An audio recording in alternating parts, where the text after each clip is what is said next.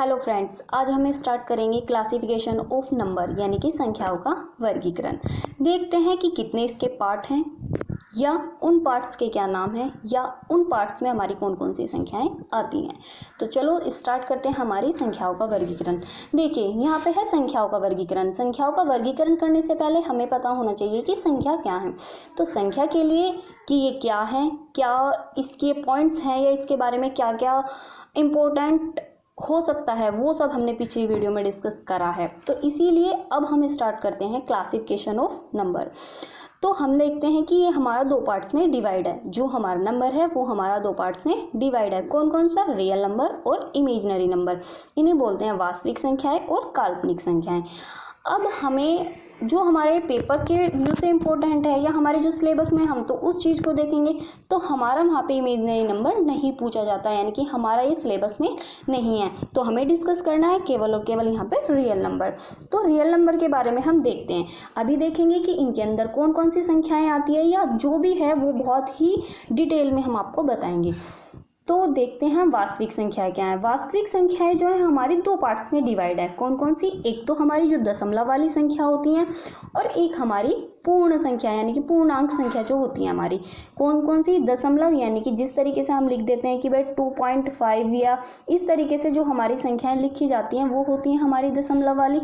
और पूर्णांक यानी कि जो हमारा पूरा पूरा अंक होता है, 2, 4, 8, 3, मतलब कुछ भी जो हम संख्या लिख देते हैं, पूरी पूरी संख्या जो होती है वो होती है हमारी पूर्णांक। इसके बाद अभी पूर्णांक को हम, क्योंकि ये भी एक अपने आप में पूरा टॉपिक है और ये भी अपने आप में एक पूरा टॉपिक है, इसीलिए पहले हम इसके एक पार्ट को पूरा करेंगे। तो पहले देखते हैं कि हमारा दशमलव कितने पार्ट्स में डिवाइड हो सकता है। अब दशमलव एक तो होता है हमारा जो जिसके पीछे हमारे दशमलव के बाद अंक रिपीट होते रहते हैं, और एक जो हमारा केवल इस तरीके से रुक जाता है कि 2.5 हो गया या हमारा 3.5, इस तरीके से मतलब कुछ भी हमारी संख्या हो सकती है। अब देखते हैं जिसकी पुनरावृत्ति होती रहती है यानी कि जो रिपीट होता रहता है, और एक वो है जो हमारा रिपीट नहीं होता। देखिए जैसे कि यहाँ पे रिपीटिंग वाले में देखते हैं, जैसे कि कई बार आ जाता है 3.3333 ऐसे करके आता रहता है ना, तो ये तो हो गया हमारा रिपीटिंग वाला। और एक नॉन रिपीटिंग वाला जिसमें हमारा रिपीट नहीं होता है। अब देखते हैं कि जो हमारा ये इस तरीके से है कि भाई जो रिपीट वाला है उसे हम टर्मिनेटिंग भी बोल देते हैं, और जो हमारा रिपीट नहीं होता उसे हम नॉन टर्मिनेट भी बोलते हैं। अब जो हमारे टर्मिनेटिंग जो नंबर होते हैं वो ही हमारे रेशनल नंबर होते हैं, उन्हीं को हम परिमेय संख्याएं बोलते हैं। और जो हमारी नॉन रिपीटिंग वाली होती हैं या नॉन टर्मिनेट बोलते हैं जिसे हम, वे ही हमारे इरेशनल नंबर होते हैं।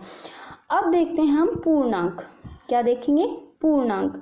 अभी देखिए जैसे परिमेय संख्या है, चलो परिमेय संख्या को ही थोड़ा सा डिस्कस करते हैं यहाँ पे, क्योंकि एकदम से ऐसे छोड़ने में थोड़ा समझने में दिक्कत आ सकती है। जो हमारी परिमेय संख्याएं होती हैं, परिमेय संख्या क्या होती हैं? जो हमारी P/Q के फॉर्म में लिखी जाती हैं, यानी कि जैसे कि हमारा 2/7 लिखा जाता है या 4/5 लिख देते हैं। इस तरीके से जो हमारी संख्या होती हैं वे क्या होती हैं? हमारी परिमेय संख्या। परिमेय संख्या के लिए सबसे इम्पोर्टेंट चीज़ जो होती है वो ये होती है कि हमारा कभी भी Q 0 के बराबर नहीं होना चाहिए। क्या? कि कभी भी हमारा Q जो है 0 के बराबर नहीं होना चाहिए। क्यों नहीं होना चाहिए? क्योंकि अगर हम किसी संख्या को, जैसे कि 2 है, अगर इस संख्या को हम 0 से भाग दे रहे हैं तो इसका भाग करने पर जो भागफल आएगा वो क्या आएगा?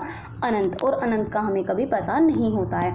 हाँ, ऐसा कह सकते हैं कि हम 0 को 2 से भाग दे सकते हैं, इसका भागफल हमेशा 0 आएगा। अगर हम किसी संख्या को 0 से भाग दे रहे हैं तो उसका भागफल हमेशा हमारा 0 आता है। पर अगर हम किसी संख्या को 0 से भाग दे रहे हैं, यहाँ तो हम 0 को किसी संख्या से भाग दे रहे थे, पर यहाँ किसी संख्या को 0 से भाग दे रहे हैं तो क्या हमारा? अनंत आएगा। इसीलिए बोलते हैं कि Q हमारा कभी भी 0 के बराबर नहीं होना चाहिए। ठीक है भाई। अच्छा चलो आगे चलते हैं। इसमें क्या है हमारा? परिमेय संख्या। परिमेय संख्या के लिए एक बहुत ही इजी सा है ये। क्या है कि जो हमारे पूर्णांक संख्याएं हैं, पूर्णांक संख्या क्या होती हैं? यानी कि जो पूरे पूरे अंक हो, एक तरीके से हम बोल सकते हैं। क्या? ये हमारी पूरा पॉजिटिव और नेगेटिव, सारी संख्या इसके अंदर इंक्लूड हो जाती हैं। कौन सी? पॉजिटिव भी और नेगेटिव भी।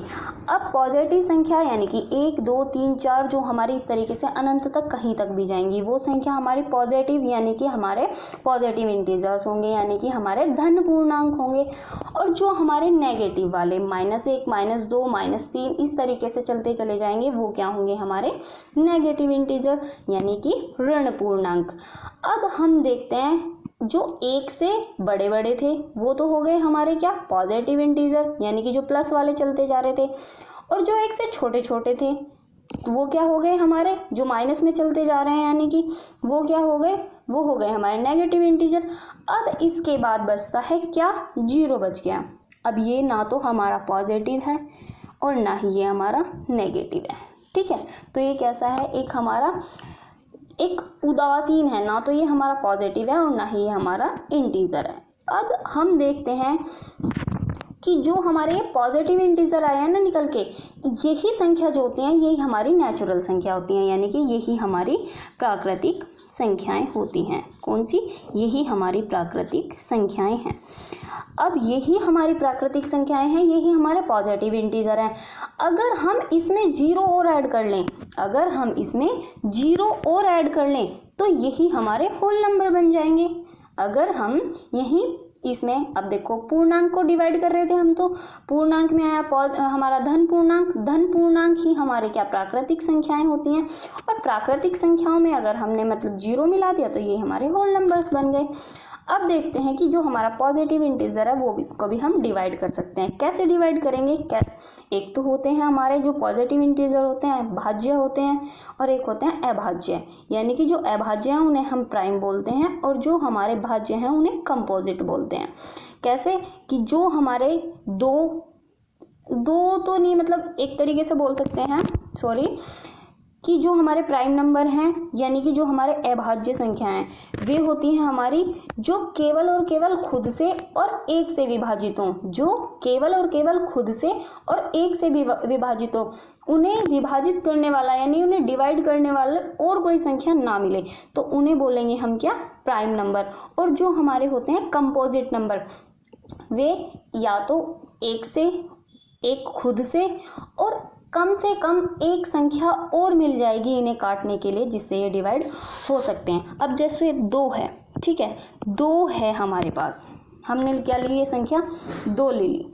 अब 2 या तो 1 से ही कटेगी या फिर 2 से ही कटेगी, इससे कोई संख्या नहीं कट सकती। इसके बाद ये हम 3 को ले लेते हैं तो 1 से कटेगी या 3 से, 5 या तो 1 से कटेगा या 5 से, इससे अलावा नहीं कटेगा। अगर हम 4 को लेते हैं, 1 से कट गया, 2 दूनी 4, 2 से भी कट सकता है और 4 एकम 4, यानी कि इसे 3 संख्या मिल गई।